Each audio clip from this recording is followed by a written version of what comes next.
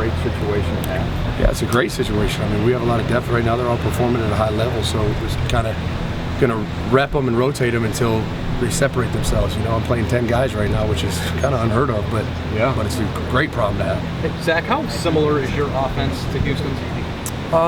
It's really similar. I mean, there's obviously some things that were innately Tom Herman's, I guess, philosophy, and some things that were innately Urban Meyer's that obviously we took on Urban Meyer's philosophy here that Tom has kind of went back to some of the things that he likes to do that maybe we didn't fit here.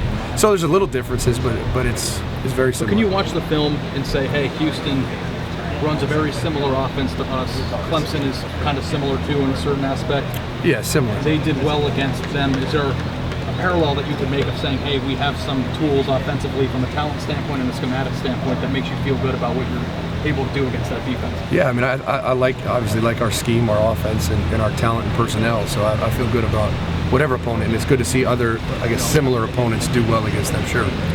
What was your take on the first half last week? It just seemed like you had trouble connecting some dots at times. Just what was it? You were so effective the week before, and then just had some issues in the first half. You know what? It was one of those things where if it wasn't one position or one thing, it was another thing. It was kind of a perfect storm, and we felt like we were coming out early a lot, backed up in our own end zone, and we just couldn't seem to get a drive going. And then obviously we kind of got out of it finally, but it was just minor things that a young team you'd expect early in the season that we had to work through. Fortunately, we did. The defense had our back and really took care of us, and it was great team football. You know, special teams, defense really carried the offense until we got it figured out. Once we did, then we kind of took off. The throw to Brown in the end zone, was anybody open on that play? I mean, I know he was open for a split second, maybe in the back. The guy made a great play on it. You looked at the whole 22, did JT have anything to do with the ball in that play? Yeah, I mean, Noel was open. You just got to get a better ball. Yeah, that's a back of the end zone high throw, and the corner should never be able to undercut that. So he did, and obviously it wasn't a great throw, and Noah didn't run a great route, but I mean it was executed averagely, I guess. The alliances you see in the game, you guys talk to Herman, Matthew Stoops has talked to D'Antonio. Just that's part of the gamesmanship, right? You have a friend, you consult, you get as much info as you can. Yeah, and I mean, you don't really find out much that you don't see on film. It's just more. You get a feel for how they are live as far as talent, and because film is sometimes hard to evaluate that. You get a feel for how did your players feel they played. How did they feel this secondary was? How did you feel the D-line was? Excuse me. Matchups and just what their plan was, and then you get to watch their plan, how it came to fruition, what worked, what didn't work, and kind of get to hear their thoughts on why they did it, and then you can kind of formulate your own plan. What's been the biggest difference with Curtis did the first two games? I mean, it's just big play after big play. Yeah, he's playing really well. I mean, the biggest difference is he's healthy and he's got an expanded role on the offense. I mean, he's really playing well. He's doing a lot of things that we want him to do. How different is Dante this year from previous year? He's more mature, more of a leader. He sees I guess the end coming, and so he's playing highly motivated. But he's playing really hard and really well. How much of it is just his foot being healthy and his whole body being healthy? How much as you said, this is the last I think it's a combination of all. He's healthy, he feels good, and he also has a different approach to every day. Zach, do coaches get as fired up as the players sometimes about games like this? I mean, there's a lot on the line here, and how do you temper it? I mean, just what are the emotions you feel, but how do you temper it as you go into it? Yeah, I don't temper it. Yeah. I don't know. I kind of wear my heart on my sleeve, you know what I mean? So what are you feeling right now? I mean, as you get ready to play Oklahoma? I feel excited. Yeah. Ready to go. And I know my guys are. I just like to see my guys get to play on that stage, you know? It's a big stage. It's why they come to Ohio State. They've worked really hard to get there, and it's very rewarding as a coach to watch your guys get to go out and kind of reap the rewards of that work. So I'm excited to watch them. Coach, are there any matchups on Oklahoma's defense that concern you as far as your receiving core goes and some of the inexperience? No, I mean, they have a great secondary, but I'm confident in my guys. Urban said you guys can't win this game if you're not balanced on offense. So what does that mean to your unit and to you as a coach preparing? I mean, that means we got to make plays in the throw game. Obviously, when a ball's in the air, we better come down with it, and further and deeper than that, we better block the perimeter really well in a run game. We have to do that, and if we don't, we won't win. So, I mean, that's our role in the offense in every game, and in a big game, that's what you got to do. You got to execute. Harris waited a long time to get that first catch. How did he? I mean, receivers, they can block, they can do all the other things. They're receivers. How did he cope with not getting that first catch for so long?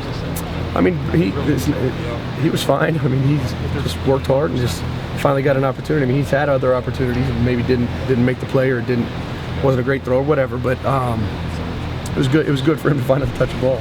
Are you seeing more of a receiver in him than a running back now? I mean, it has been a process, hasn't it, coming out of high school? Maybe you saw it immediately. I don't know.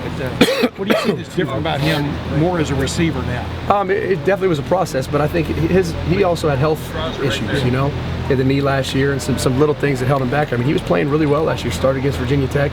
So I mean, it was a process initially, and he's gotten he's gotten better every week. He's gotten better from last year to this year. So he's made a lot of progress, and it definitely was a transformation.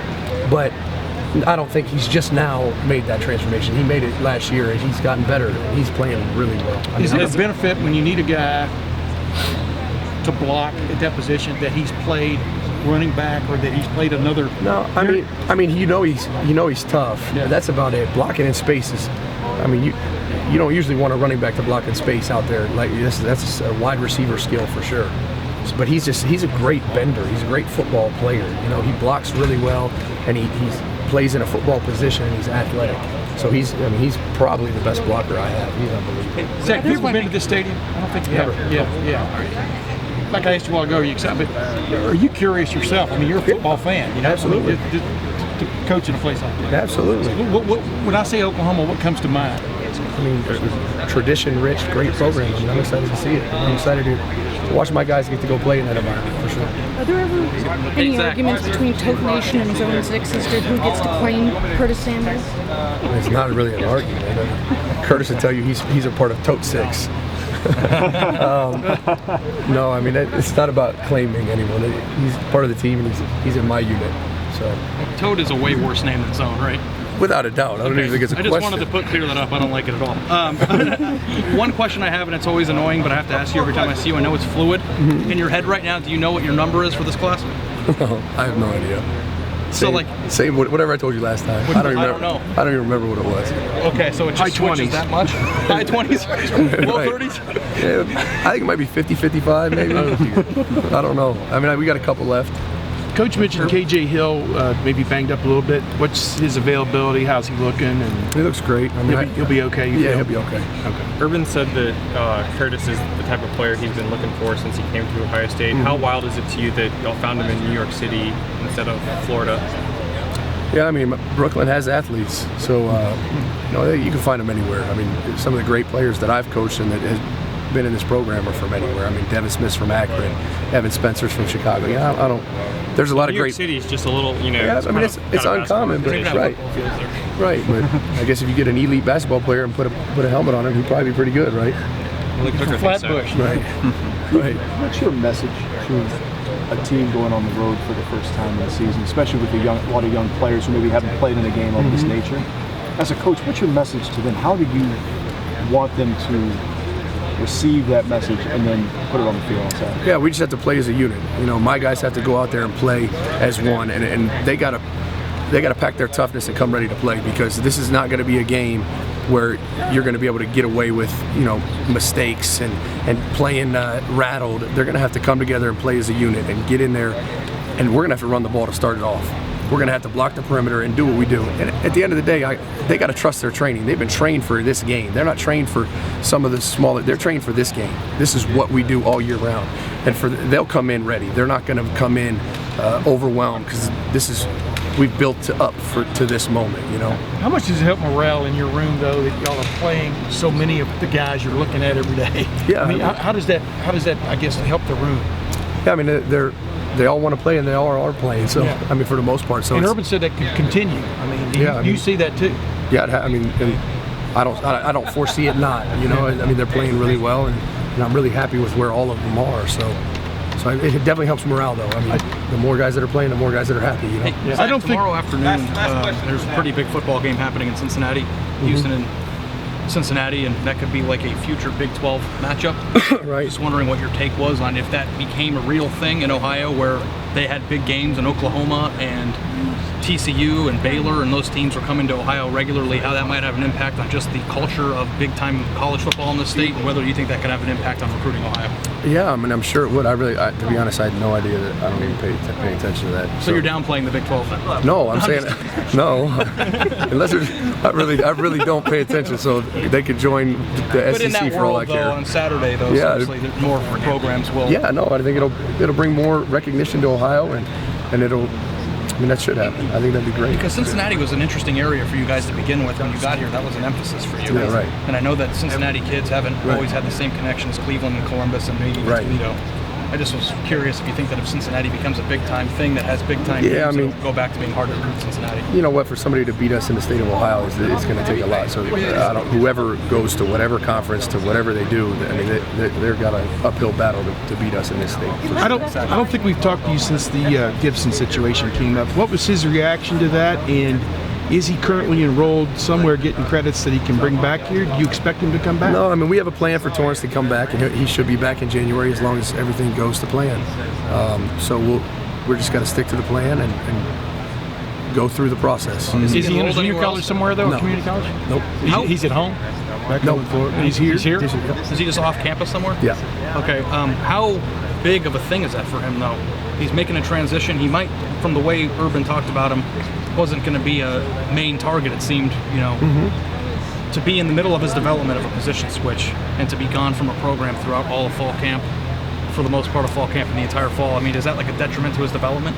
I don't know if it's a detriment. I mean, it's definitely a setback not having somebody here when they're not going to develop because they're not standing here getting developed. So in the long run, I don't think it's going to hurt him. I think the end product will be the end product that was going to happen anyways. It may be pushed back 6 months or 4 months or whatever it is, but I'm confident that the plan we have right now to get him back here, to get him back to who we want him to be, is still going to work. It's going to be effective. So I'm not I'm not worried about the end result.